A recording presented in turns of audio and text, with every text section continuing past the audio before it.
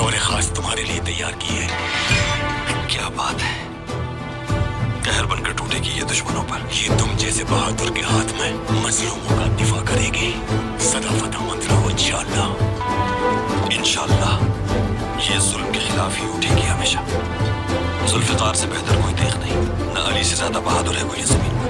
उनकी बहादुरी का यकीनन कोई मुकाबला नहीं। शिकार तो एक बहाना है जंगजू को जिंदा रखने के लिए। कबीले की खुराक का बंदोबस्त करने के लिए कोई हल भी निकालना होगा।